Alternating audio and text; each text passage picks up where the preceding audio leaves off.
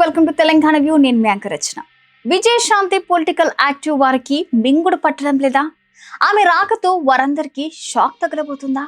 అధిష్టానం ఆశీస్సులతోనే రాములమ్మ రాజకీయం మొదలుపెట్టారా? పెద్దల సభలో అడుగు పెట్టడంతోనే ఆగుతారా, లేక మంత్రివర్గంలోకి సైతం ప్రవేశిస్తారా? ఆమె కేబినెట్ లోకి వస్తే ఏ పదవిని కట్టబెట్టబోతున్నారు? ఆ పదవిని కావాలని కోరుకున్నారా? అగ్రనేతలు సైతం మేడం ప్రొసీడ్ అన్నారా?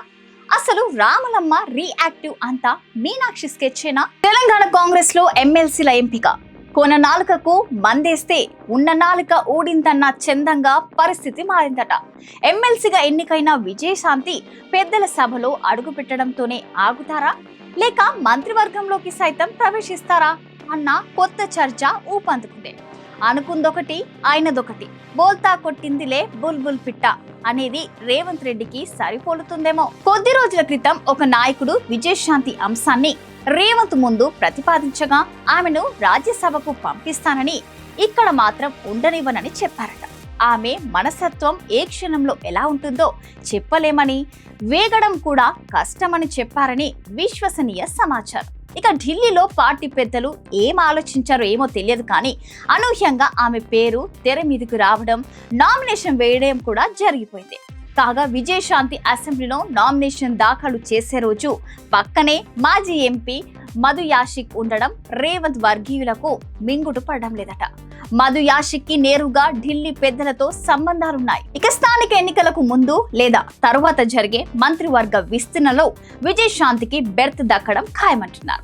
మరి సీఎం రేవంత్ రెడ్డి వద్ద కీలకమైన మున్సిపల్, విద్య, హోం శాఖలు ఉన్నాయి.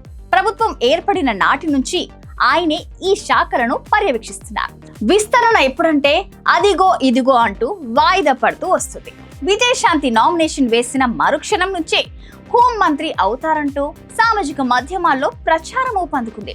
రేవంత్ రెడ్డితో పాటు మరికొందరు మంత్రుల దూకుడుకు పగ్గాలు వేసేందుకు విజయశాంతితో పాటు మరికొందరికి అవకాశం కల్పించాలని అధిష్టానం ఇప్పటికే ఒక నిర్ణయానికి వచ్చిందంటున్నారు. అది ఎప్పుడు కార్యరూపం దాల్చుతుందనేది స్పష్టంగా తెలియనప్పటికీ స్థానిక ఎన్నికల ముందు లేదా తర్వాత ఖచ్చితంగా అమలవుతుందని కాంగ్రెస్ వర్గాల్లో గుసగుసలు వినిపిస్తున్నాయి. అయితే మధ్యప్రదేశ్ నుంచి మీనాక్షి నటరాజన్ ఎంపీగా 2009 నుంచి 2014 వరకు ప్రాతినిధ్యం వహించారు. మరి ప్రస్తుతం తెలంగాణ రాష్ట్ర కాంగ్రెస్ వ్యవహారాలు చూస్తున్నారు.